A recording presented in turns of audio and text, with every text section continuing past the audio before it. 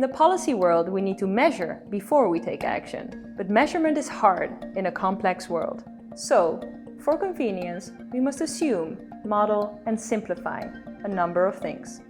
This applies to competition policy. The main focus is on whether there is enough rivalry between direct competitors so that consumers benefit from enough short-term price decreases and cost-cutting. Prices are lowered all the way down to long-run marginal cost, but that is also where they remain.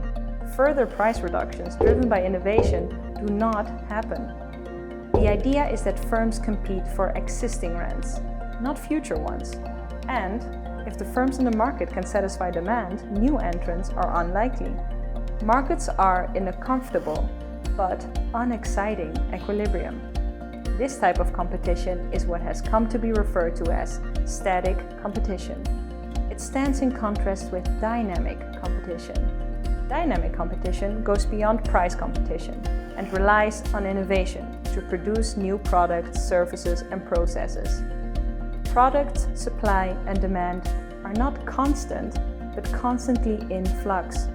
Successful innovation by other firms can bring competition to the market. Market shares can be conquered by those who bring an innovative product or service to the market, and lost by those who fail to innovate. Innovation can also mean demand creation and the formation of entirely new markets. Innovation drives competition. Vice versa, competition also drives innovation. The fear of innovation by others drives firms to be on top of their own innovation game so as not to become obsolete. This innovation-driven competition is far from static. It is an ever-evolving, continually changing process. Any competitive equilibrium that is reached is necessarily temporary. New products, new actors, new strategies, and new events are bound to shake up existing competitive positions. It is not the equilibrium of neoclassical economics that characterizes competition, but disequilibrium.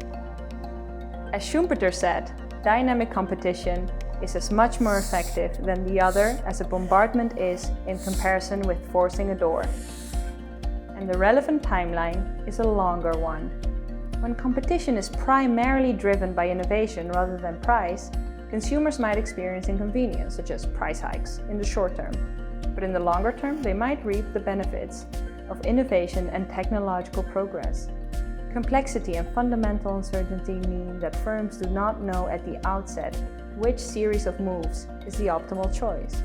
Instead, firms need to explore, respond, and continually change their behavior and strategies in reaction to outcomes they co-create. It is not necessarily the most efficient firm that wins the battle.